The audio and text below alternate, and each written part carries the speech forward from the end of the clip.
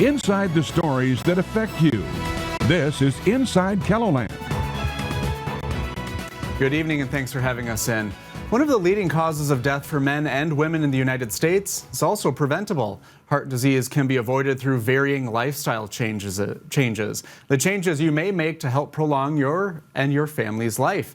While there may not be a cure for Parkinson's disease, advances in medicine and research is helping some patients manage their symptoms. We'll show you how one organization is helping patients in the area.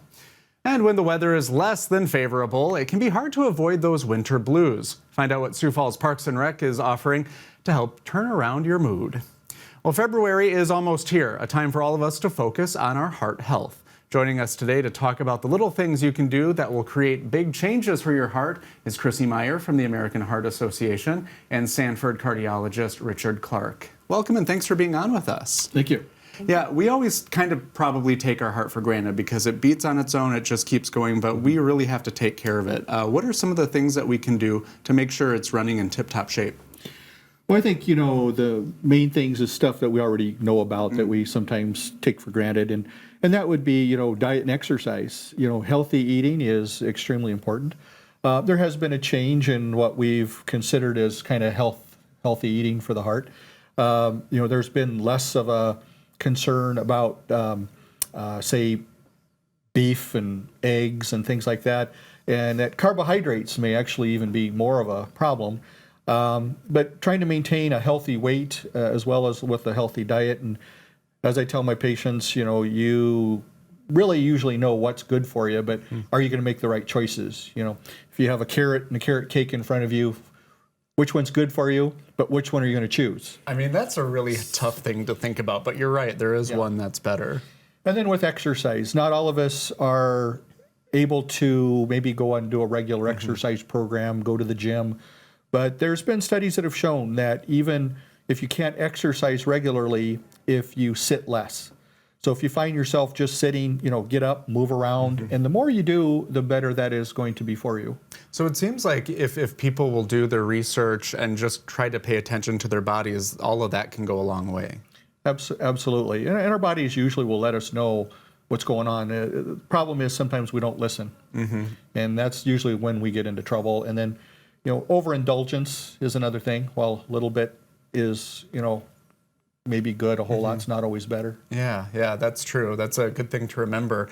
And these are some of the things that we're talking about in February when we get to that month. And why is February so important? And why is it the month of February that we talk about heart things? Yeah, so President Lyndon Johnson is who we have to thank for that. He declared Heart Month back in 1964.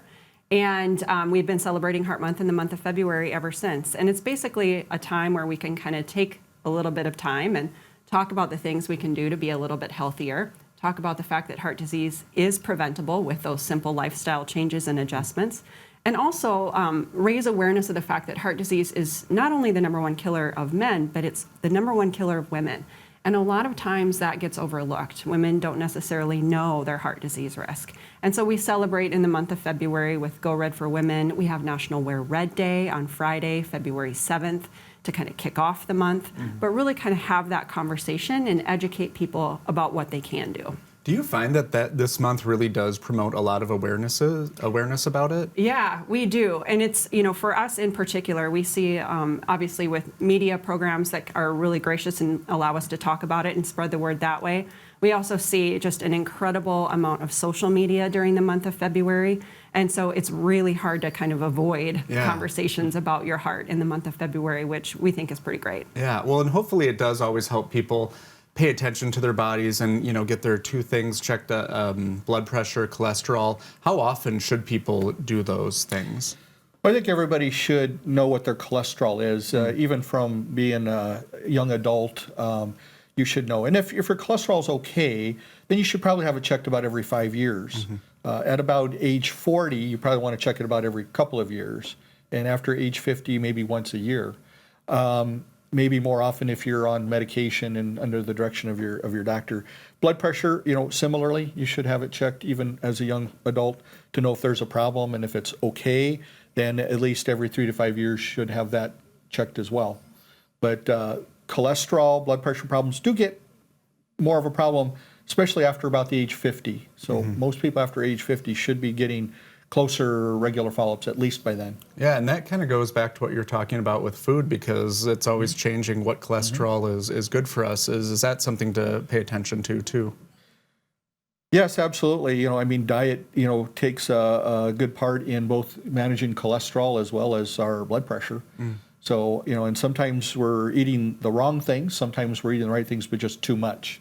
And unfortunately, we're, you know, have become a society of eating too much, you know, supersizing. And so a lot of times when you're eating that, it's like, I got to think, you know, do I really need to eat this much? And yeah, it's we face that every day. And a couple of quick questions before we have to go to break. What are some of the misconceptions about heart disease and heart attack out there? Well, I mean, I think the first thing is that always happens to somebody else, and that, you know, I'm too young for this to happen to. I mean, I've had somebody as early as in their like 24 that had to have bypass surgery. Fortunately, that's the rare circumstance, not the usual. And the other is that, you know, like I said, for women especially too, that heart disease, you know, happens to men and not women. And women oftentimes aren't recognizing the symptoms. They may not have the classical, you know, chest tightness that goes into the shoulder or the neck, but rather they may have different symptoms. Maybe they don't have any chest discomfort at all. Maybe it's shortness of breath. Maybe it's fatigue. And so I always, like I tell my patients, you know, if something's not right to you, you know, check it out. If in doubt, check it out. Yeah, and we have to wrap quick, but Chrissy, what are some of the big events quick that people need to know about? Yeah, so be sure to wear red on Friday, February 7th for National Wear Red Day, and then the Go Red for Women annual event is coming up on February 11th. Awesome. Thank you both for being on with us. All right, thank you. All right, we are going to take a quick break. Stay with us inside KELOLAND. We'll be right back.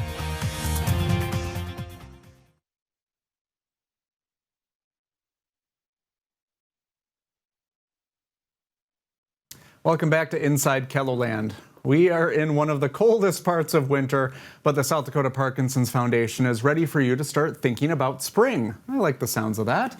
Joining us today to talk about Petals for Parkinson's program and the services the association provides is Executive Director Janie Case. Welcome. Hello. Yeah, how have you been? Good, Oh, good. Well, we all know that Parkinson's is a neurological disease and there's no cure. So how is the foundation able to help patients who have it? So our mission at the foundation is to improve quality of life. With no cure, we really work with the family as a whole because it's a journey for them to go through when they receive a Parkinson's diagnosis. So we want to just help them in what ways can we connect them in the community and offer them support and resources to learn more about Parkinson's disease. Does that make a big difference if people feel like there are other people who are going through similar experiences? They have someone to relate to. I think so, and that's one of our key things that we try to do is connect them with a support group. There's so many. We have 15 across the state of South Dakota, which is great because you hit those smaller communities as well, and just to know you're not alone and share in a similar experience. I think one of the most interesting things, I think people think of Parkinson's in one way, but there are a lot of different symptoms and experiences people go through. So what do people need to keep in mind about it? The one thing with Parkinson's, it's difficult to receive a diagnosis. You can't just get a blood test and say, yes, it's Parkinson's. You really have to look at those symptoms, and what affects one individual may not affect another. So you really have to look at it as an individual disease. Although similar, it's unique also, looking at those different symptoms. There's both motor and non-motor symptoms that you have to look at, and you look at it over a course of time too. A lot of people, when they receive the diagnosis, they can look back and go, oh yeah, that was Parkinson's. So it's really unique, and making sure you're looking at that and understanding that just because one person has it and experiences a symptom doesn't mean you're going to as well. Well, and have you noticed any changes over the years when it comes to treatment for this? Yeah, there's always new medications out there. We try to stay up to date and know what's available with those medications, but we are really finding that such things as exercise in your health and wellness is proven to help with Parkinson's disease and those symptoms. Exercise is really helping slow the progression of the disease, and so it's really important to get connected in some sort of fitness as well. Just finding what works for you. I know I've done stories about that where people have been physically active and they say it helps a whole bunch. Yeah, we have right here in Sioux Falls, we have the Rock Steady Boxing over at the Inn on Westport, which is a program that's designed specifically for Parkinson's disease. And it is just taken off and really shown to improve that quality of life. We have another event that we're talking about. Right now you have the Petals for Parkinson's program. Why tulips?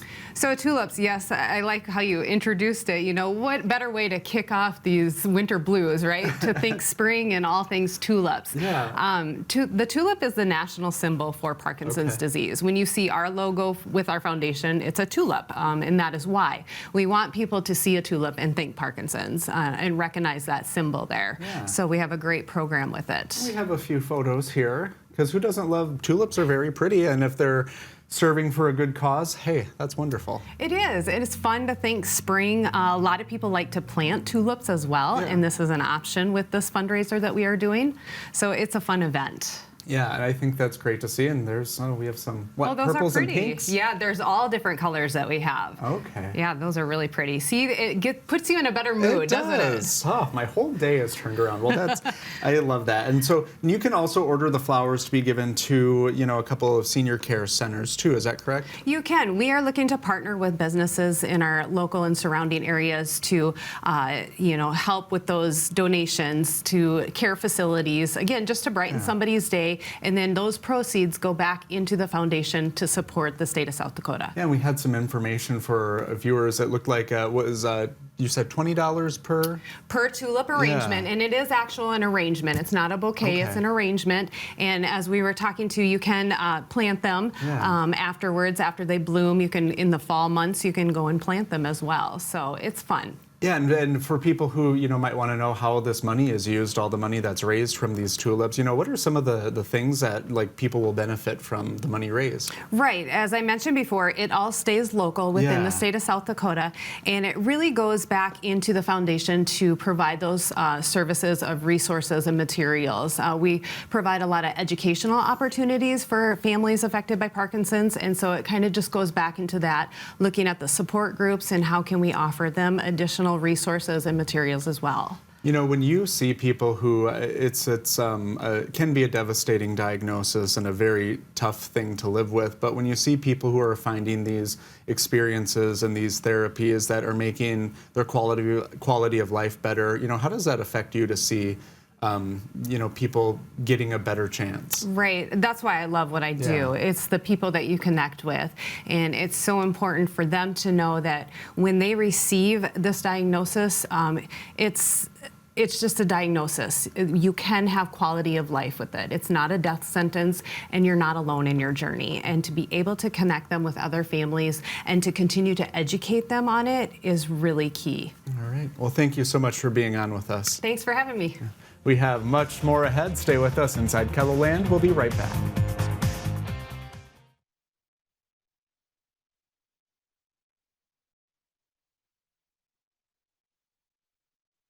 Sub-zero temperatures, blizzards, and then temperatures back in the 30s. Yeah, weather in KELOLAND changes frequently, and those highs and lows can take a toll on our emotions, right? Especially at this time of year.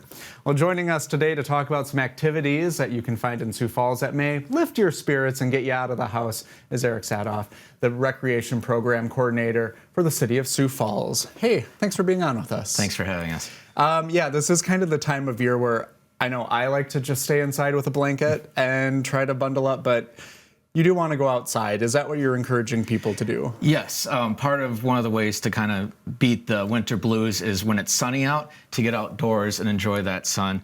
We've got a number of activities that people can enjoy, including our ice rinks. We have 6 ice rinks throughout the city.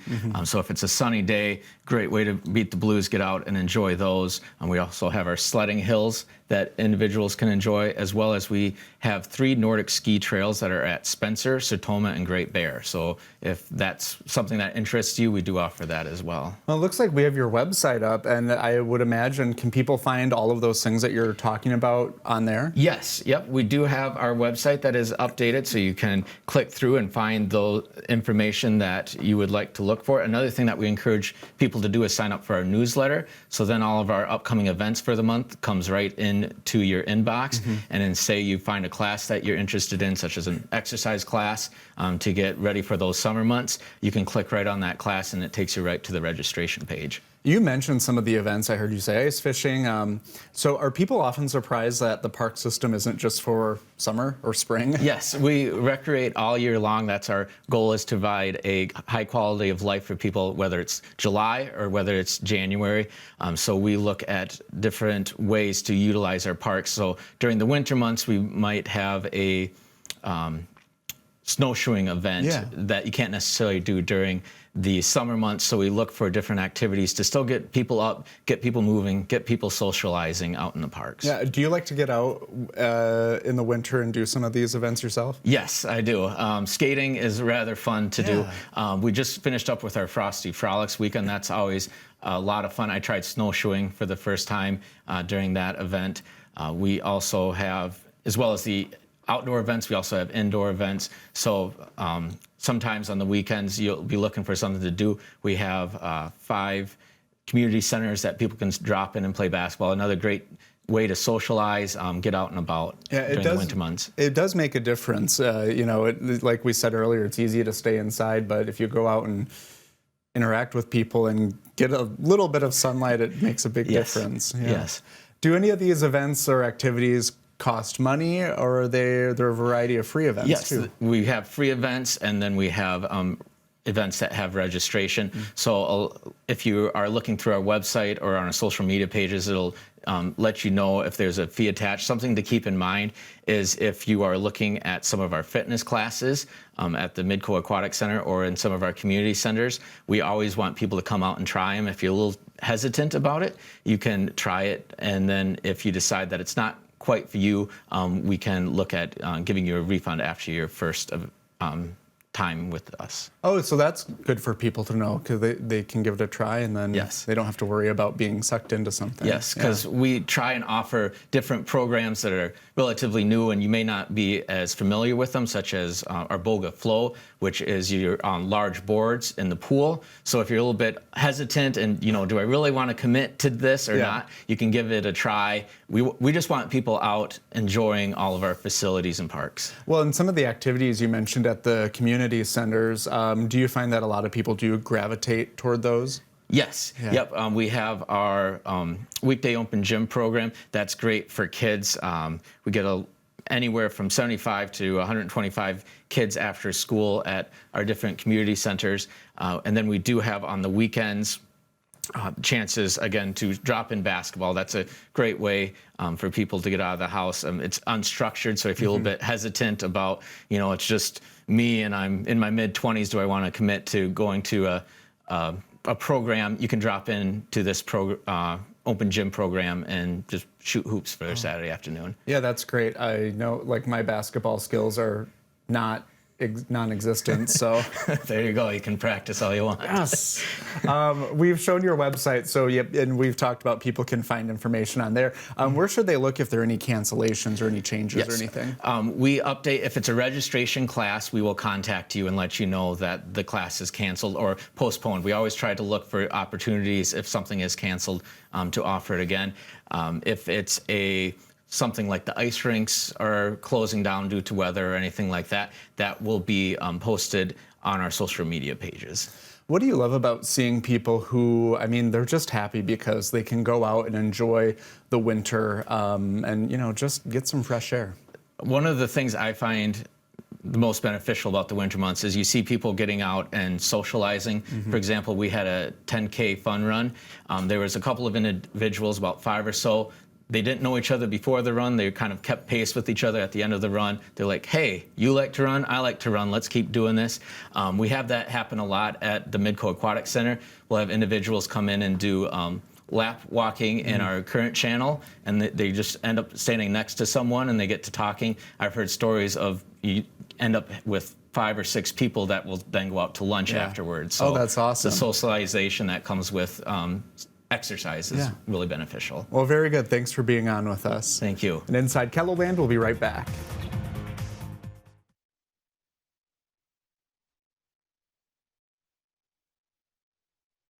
Some roads in Kettleland will be switching to a vegan diet, well, of sorts, for the remainder of the winter. The South Dakota DOT is test driving a new de-icing material that's made from beets.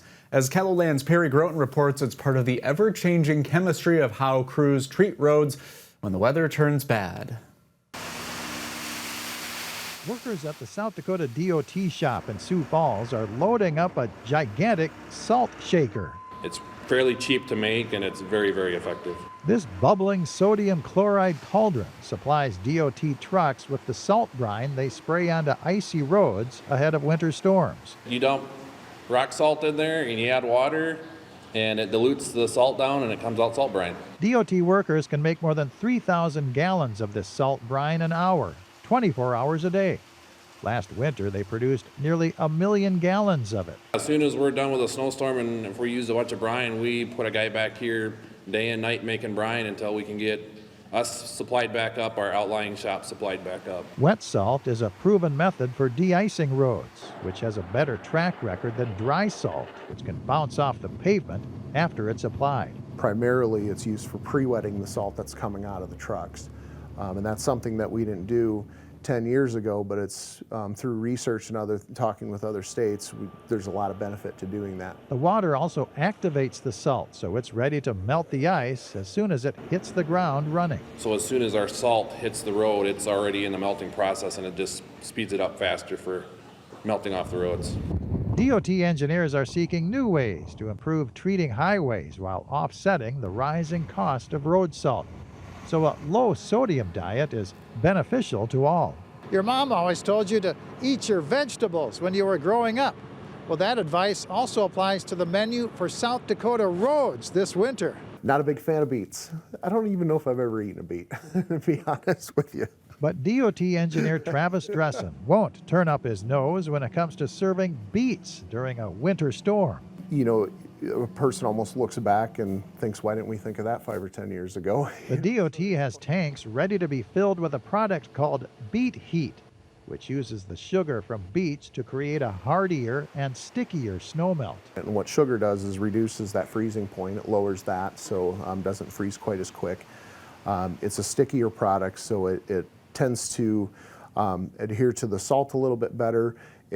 We get a little better residual effect, so when the winter conditions are done, we still get some benefit from that material being able to stick to the roads. The DOT will be giving Beet Heat a trial run to decide whether it should take root as a permanent de-icer. Through the decades, crews have gone from sand to salt to wet salt to scatter onto slick roads. And DOT engineers are always looking for the next breakthrough in treatment, wherever it may lead them. I think we need to be open-minded, go out there, try these products, evaluate them, give honest feedback, and if it's something that's providing benefit and value to us, then it's something we need to continue to do. With Eye on Kettleland, I'm Perry Groten. Dressen says Beet Heat has shown promising results in states like Minnesota. And beets are pretty good, so if you haven't tried them, go for it. Well, that's all the time we have for today. Be sure to join us again next week for more on what's going on inside Kettleland. Have a great